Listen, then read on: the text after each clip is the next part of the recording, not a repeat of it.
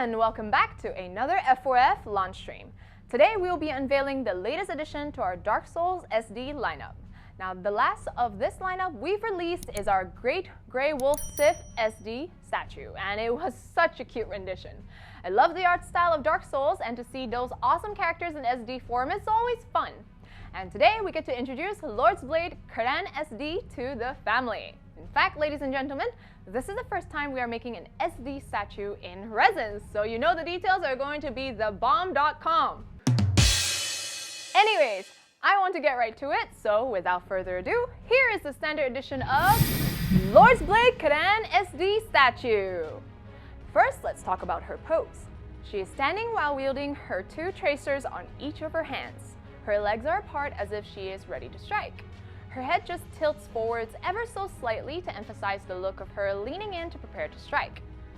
Now let's talk about Ciaran herself. She is one of the 4 Knights of Gwyn, Lord of Cinder, and member of the Lord's Blades. Now as a Lord's Blade, she wears a helmet and armor that is common to all Lord's Blades. Ciaran is wearing a blue Cyclops Helmet that comes to a point and an ivory-colored mask. This combo is called Porcelain Mask and can be attained by players in the video game. The Cyclops helmet really catches the eye with its unique design. It has 2 small ram horns that look like earmuffs, and the side of the helmet is round and looks like this textured blue material is layered around a hard helmet that comes to a point. Now the texture of the blue material is similar to canvas, which is further enhanced by the blue paint. Now the color has green and gray undertones that help create a more muted blue that beckons to the video game counterpart, making the statue more accurate. Now the lines that run across the helmet are sculpted to look slightly raised and has been painted with a dark silver to imitate the look of metal. Now not only that, the natural sheen on those parts of the helmet really help to differentiate its possible material from the blue parts. Now as those lines look weathered and aged, it helps to represent the combat experience that Ciaran possesses. Moving on to the feature that most likely gave the helmet its name, the 2 vertically placed eye-shaped ornaments, placed at the front and back of the helmet respectively. Now both have been framed with the same lines that run across her helmet. The one at the front is slightly large and it comes down to in between her eyes. There is a slight edge down the vertical center of the eye ornament, and in the center of that edge is a black circle framed by a thin ivory frame. Now the black looks smooth and glossy in contrast to the rest of the ornament, which has been slightly textured and painted ivory. Now the ivory colored mask is smooth and has a slight sheen to suggest the type of material likely to be used. Now there's 2 large slits for the eyes and a tiny one for the mouth. There are also 2 lines that come down the side of where her nose should be from the inner corners of her eyes. Now as the mask is ivory, adding minor details like that help to prevent the face from looking too flat. Now her eyes are black with an orange ring in each to represent what should be her irises. Now the ivory mask acts as a stark contrast to the rest of Ciaran's armor, much like her pale blonde hair, which has been sculpted to look like distinct locks that's slightly messy. However, at the back of her head, she has a long braid that comes out from her helmet. Her long braid is of course sculpted to look 3-dimensional, so the distinct strands of hair is akin to how real hair looks in a braid. Now furthermore, it has been designed to look as if it is moving in the air due to wind, hence the slight curve in the braid. Now let's move on to the rest of Ciaran's armor. Now her armor is made up of 3 parts: Lord's Blade robe, waistcloth, and gloves. The blue parts of her armor have been sculpted to imitate the natural creases that you would see on real fabric when you drape them a certain way. Now the canvas texture seen on her helmet is present here as well. In fact, the addition of a slightly darker shade in the creases helped to define the shadows further, which makes the details more prominent. Now, in contrast to the softer fabric component of her armor, she also has a hard corset-like armor as well as a pair of metal-looking gloves. Now the base color of these parts are a dark color, and against it are a series of designs formed by silver lines that curve, extend, and connect. The design at the front of her corset have small web-like details that come down to a point. And underneath it, which is a small silver ornament that's round with 3 small tassels. Now the back of the corset are layered details reminiscent of the armor knights wear. Now it's a nice detail that beckons to her character. Next are two spiked armbands on her upper arm. They make for great defense, I bet. And last but not least are her cute little shoes. They're boots fashioned after a similar design to the rest of her armor, with silver lines that create a defined look. The front of her shoes are slightly raised, but the tips dip ever so slightly, creating a very unique aesthetic. And I think overall, her armor getup is very stealthy, and our team did a great job of replicating it. To pair with her stealthy getup are her awesome weapons. She wields the gold tracer on her left hand and a dark silver tracer on her right.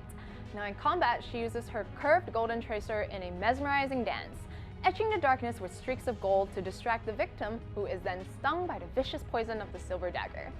Now the handle of the gold tracer is painted with a similar dark shade as Ciaran's armor and is slim and slightly curved, much like the blade, which has been painted a bright yellow with a hint of orange as gradient. Now the vibrant colors represent how bright it may have been to distract the victim. Now next, on her right hand is the dark silver tracer. The handle for this one is shorter than the other one. The blade itself is thinner and a tad curved with spikes adorning its sides, making it look very pointy and very lethal. One prick and that's it. Bye-bye, you died. And to hold Ciaran is this base inspired by the Colosseum of Ulusau Township, where players will meet her. Now there are grass leaf details added as 2 bunches, and they're made in a slightly bendy material so as to imitate how grass are usually, well, bendy. Now the rock detail on the side of Ciaran's foot is sculpted to look like a pile of multiple rocks and are shaped to look jagged. Now they're painted gray with brushes of brown to replicate how the dirt from the ground could have gotten on them. Now the ground is textured as well to replicate the floors at the Colosseum in the video game, and they have been painted a sandy color with splotches of green to represent moss. Now the sides of the base is real pretty too. The design is inspired by the pillars seen at the Colosseum. They've been beautifully replicated here to match the circular shape of the base and has been painted light gray to match the look of stone, with splotches of brown added to represent age. Now decorative lines are further defined by the paint, making them more realistic. Now the standard edition of Lord's Blade Ciaran SD looks great, but I can't wait to show you our exclusive edition. But before that, let's watch a recap of all the features we've just talked about.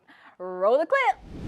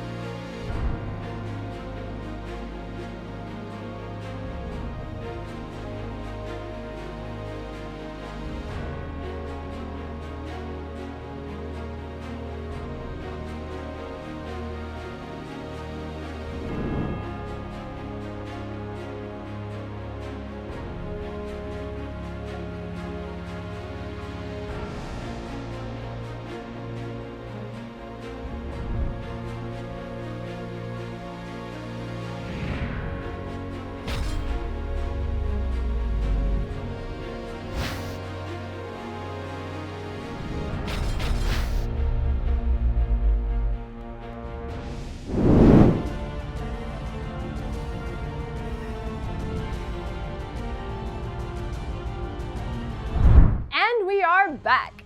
Here we have the exclusive edition of Ciaran SD statue. Now with this edition, our team included details that would help represent more aspects to her character as well as her story, which are the small memorial grave of Artorias and the white flower on it.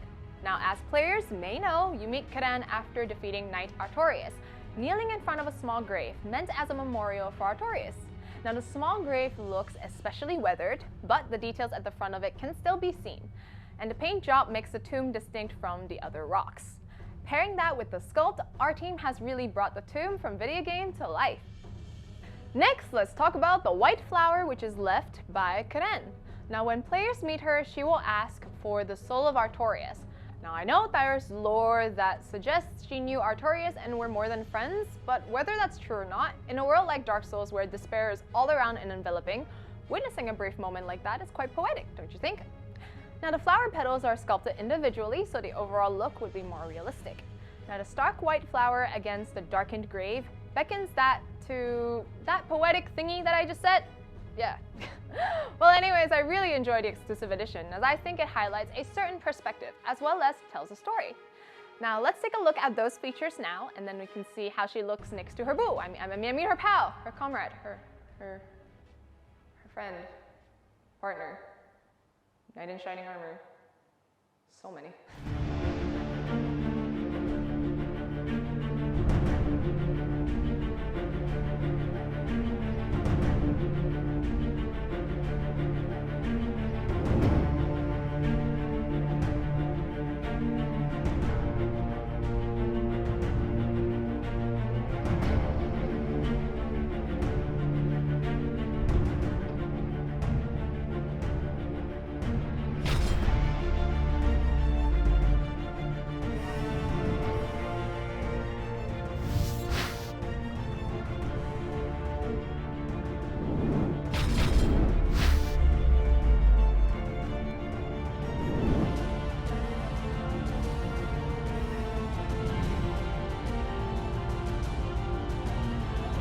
Here we have the exclusive editions of our entire Dark Souls SD range.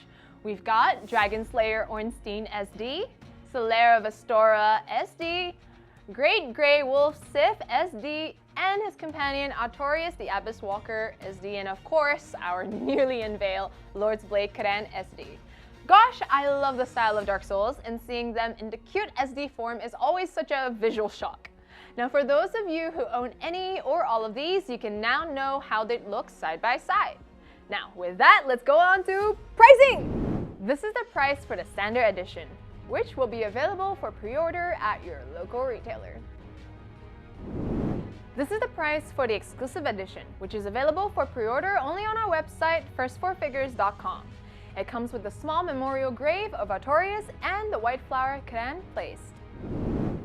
So, to recap, these are the prices for all editions. All prices indicated here exclude local taxes and shipping. So for example, the EU, UK, and Australia regions, prices will look different on our website, as they are already inclusive of sales tax. We are running an early bird offer till this day, so be sure to place your orders quickly within that time frame to take advantage of this limited time offer. For our website's pre-orders, we offer payment plans with extra fees for those who wish to purchase in installments. We also have warehouses in the following locations, which means no import fees for these regions. Shipping costs to your country are estimated at checkout time. The final cost will be shown on the invoice, which will be sent to your registered email when your order is ready to ship.